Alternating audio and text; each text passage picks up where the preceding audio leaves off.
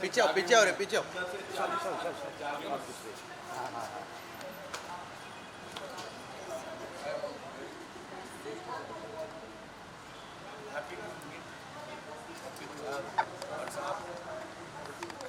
नीचे वेट कर रहे मेरा देखो भैया, ये इतिहास गवाह है कि ये स्टार आ रहा है मेरे आने के बाद। मैं पहले आया हूँ। नहीं, ऑफिशियल टाइम आपका 11:15 पे। मेरा ऑफिशियल टाइम आपने मुझे बोला था 11:20, मगर मैंने सोचा कि आपको आपको 20 से अप्लाई करूँ। मैं टाइम से पहले आया। कितना बजे? बड़ी सी फैन है सजावट की। ये जोर से बोलो ना, बहुत अच्छा लग रहा है। सुनिए, ये है हाँ ऑफकोर्स। ये है जो उसने 10 प्रतिमा देखी है आपने सारांश है। सारांश अभी, और ये है दत्तू साहब जिन्होंने सुबह भेजा है आपका ये। मैंने 125-150 बार से ज़्यादा की। हाँ हाँ, मैंने 84 के बाद सब 40-50 बार तो हमने राष्ट्रीय प्रोडक्शन में देखी थी। हाँ, मगर मैंने लास्ट टाइम देखी थी मॉस्को में with mister Bachchan and mister BN Gadgil जो थे मिनिस्टर ऑफ एजुकेशन, और वो 4000 लोगों का ऑडियंस था और स्टैंडिंग ओवेशन में स्पॉटलाइट है।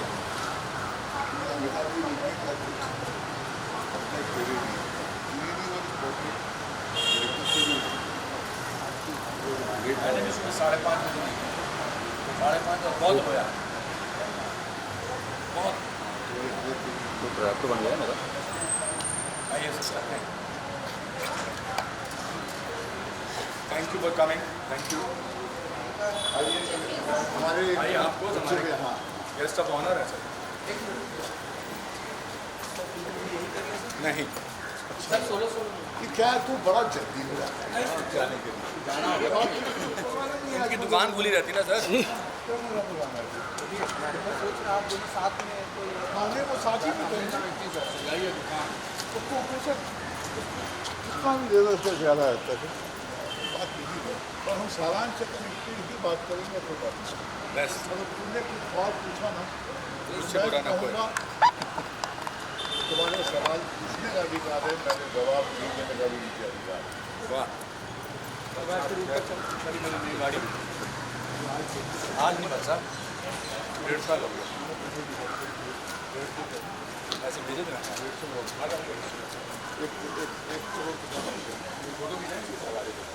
गाड़ी के साथ फोटो। ये सब इसको मैंने 30 रुपये दिए थे टैक्सी में वापस जाने के लिए। हाँ व्हाट्सएप। ये इतिहास गवाह है कि 30 रुपये मैंने दिए थे। मुझे एयरपोर्ट छोड़ने आए थे तो बड़े शर्मिंदा थे कि भैया वापस जाने के लिए पूछ लूँ कि नहीं पूछूँ। पैसे थे नहीं वापस जाने के लिए। ऑटो के मैंने 30 रुपये दिए थे इसको, 30 रुपीज़।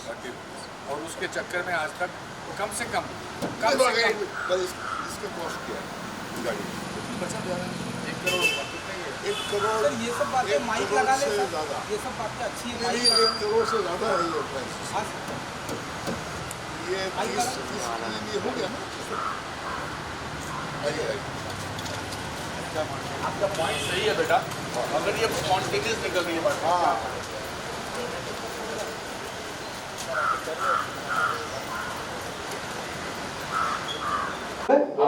एक मिनट बोलो। सर स्टोरी वहीं से स्टार्ट करेंगे जो आप बोल रहे थे कि आज सर के पास आपके पास करोड़ों की गाड़ी है। जिक्र हो रहा था 100 रुपए के ऑटो के पैसे की, वहीं से हम कृष्ण देव की कहानी आप लोगों की चालू हो गई थी। तो सर थोड़ा स्टोरी वहाँ से शुरू नहीं करेंगे जहाँ से आप चाहते हैं। स्टोरी वहाँ से शुरू होगी जहाँ से स्टोरी शुरू होती है।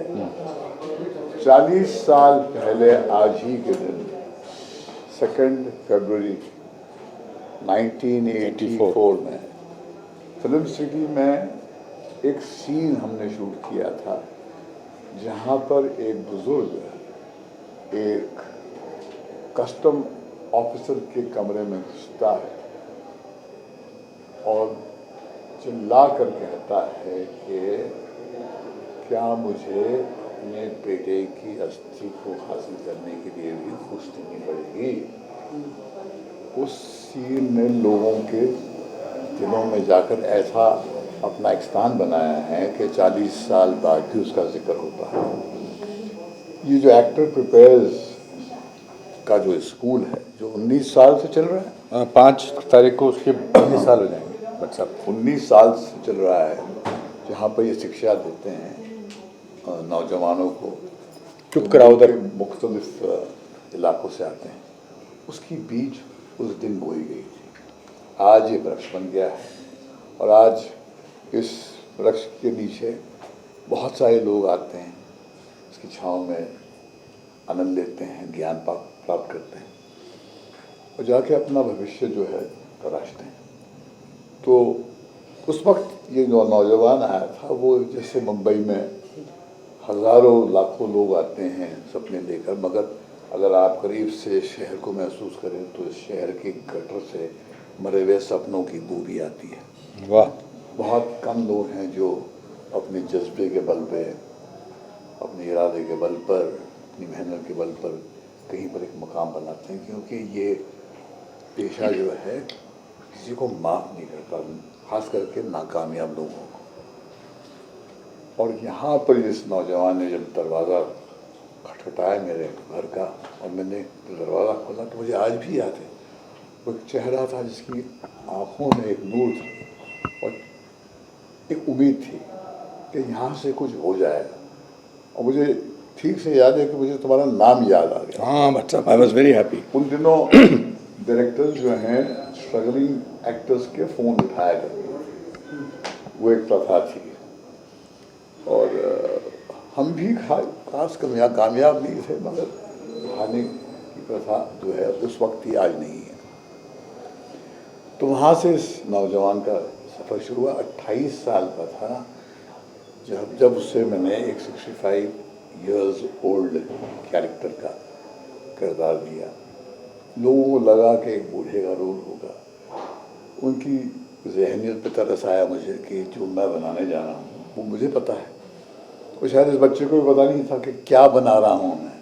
मगर इसकी जो खास बात है, इसकी एक्टिंग की कला, ये तो गोल्ड मेडलिस्ट थे जब आए थे, ये शिक्षा देते थे लोगों को एक्टिंग के। मगर जब ये इसकी जो खास बात है वो समर्पण करना। समर्पण का जो ज्ञान है ना, ये कोई आप किसी को दे नहीं सकते, वो आपकी फितरत में, आपकी रूह में होता है या तो नहीं होता। जब तक आप समर्पण नहीं करते, उस किरदार को वो बिल्कुल अपनाते नहीं हैं, तब तक वो संभव ही नहीं है कि सारांश जैसी परफॉर्मेंस आप दें, जो मैंने कल 84 के बाद में देखी। मैंने 40 साल बाद। हाँ, मैंने लास्ट देखी थी मॉस्को में। बच्चन साहब थे, गाडगिल साहब थे, इंफॉर्मेशन मिनिस्टर।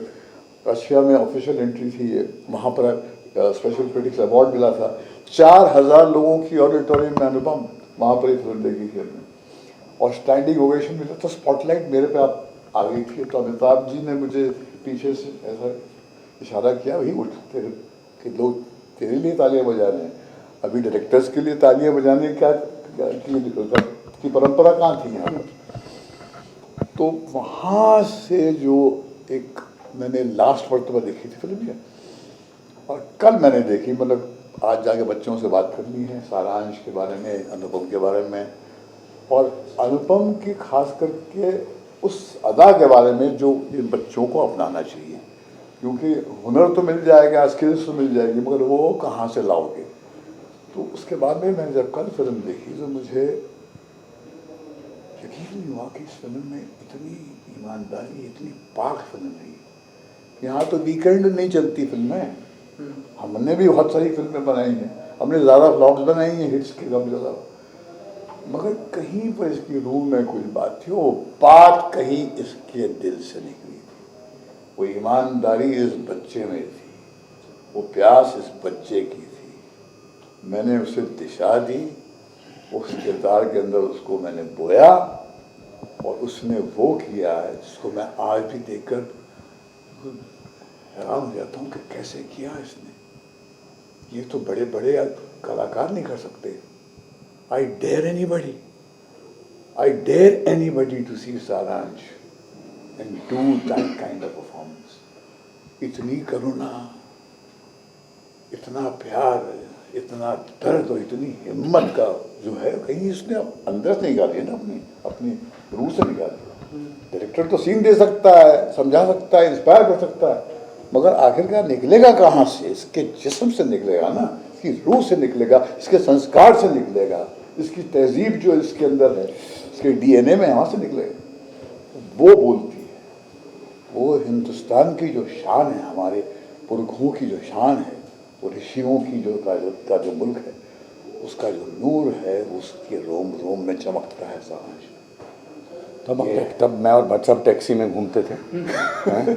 और टैक्सी में शूटिंग पे जाते थे।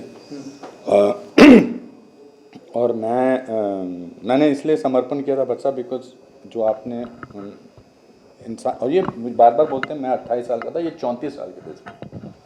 For a 34-year-old man to think, तो मेरे पास और कोई चारा नहीं था। मैंने आज लिखा भी है कि उस फिल्म में सिर्फ टैलेंट की वो नहीं थी, उस फिल्म में वो सारे साल जो बेइज्जती के थे, जो लोगों का मतलब ना मानना, उसमें सारा डाला गया था। पर हम टैक्सी में घूमते थे, और फिर उसके बाद परंपरा ये हुई टैक्सी में, समझ में आ रहा है आपको, टैक्सी में। और फिर हम एक बार टैक्सी में घूम रहे थे, तो एक आदमी, पिक्चर रिलीज़ हो चुकी थी और हम जा रहे थे, तो वो आदमी बोला, ए टैक्सी में। तो मुझे बड़ी परेशानी हुई। मैंने कहा मैं नई नई गाड़ियाँ खरीदूंगा जब होगा। तो आज फिर मैं इनको हर फिल्म के 100 रुपये देता था, नहीं 300 पहले 300 देता था। एक वीडियो कैसेट खरीद के देते थे। हाँ। फिर मैंने रेट जैसे कामयाब होता गया, तो मैंने अपना कमीशन बढ़ाना शुरू कर दिया। और मैं गुरु दक्षिणा जो है बिल्कुल छाती ठोक के दुनिया के सामने देता हूँ और लेता रहूँ। बहुत, फिर वो 300 का 500 हो गया, 500 का 1000 हो गया, 1000 का 5000 हो गया, और आज 50,000 हो गया। आज 50,000 दिया है। इससे पहले मैंने उनको, हाँ, आपकी आंखें जो है ऐसी कि न्यूज़ तो अब मिली है कि अनुपम खेर से महेश भट्ट ने 50,000 रुपये लिए, गुरु दक्षिणा लिया, अधिकार से। मैं जो भी आज हूँ, ये मानते नहीं है, मगर ये मेरा इसका श्रेय, अगर ऐसी फिल्म नहीं मिलती मुझे, तो 40 साल की कामयाबी शायद हासिल नहीं होती। आज भी मैं बाहर घुमा फिरा के सारांश पर डिपेंड कर सकता हूँ।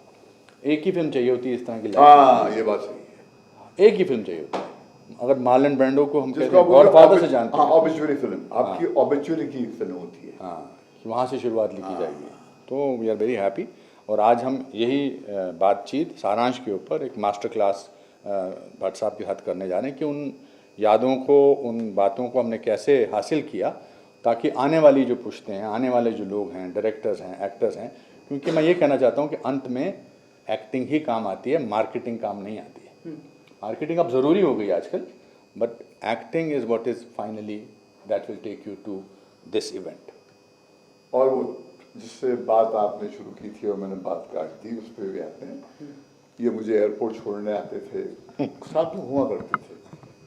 इन्होंने एक बात एक नौजवान राहुल राय को कही थी, जब आशिकी में मैंने कास्ट किया था। उसने मैंने कहा अनुपम खेर बहुत अच्छे शिक्षक, एक्टिंग के टीचर बहुत अच्छे हैं। तो उन्होंने अनुपम देखा राहुल को, समझा कुछ मत करो, तुम सब भट्ट साहब के साथ घूमते रहो, बस जहाँ जाए तो घूमते रहो। मैं भी यही करता था। तो ये आते थे मेरे साथ में। मैं एयरपोर्ट पे छोड़ने आया था, मैंने महसूस किया कि इसके अंदर थोड़ी सी एंग्जाइटी है कि मैं वापस कैसे जाऊंगा यहाँ से। तो मैंने कहा पैसे नहीं थे, पैसे नहीं है मेरे पास। बोला नहीं, हाँ नहीं। तो मैंने अपने जेब में से 30 रुपये निकाले ऑटो रिक्शा के, क्योंकि इसकी हैसियत ऑटो रिक्शा नहीं बस साहब, फिर मैंने पता क्या किया, मैं वापस बस में गया, और बिकॉज वो 30 रुपये फिर मेरा 1 हफ्ते तक चले। हाँ, तो ये वहाँ से आए हैं।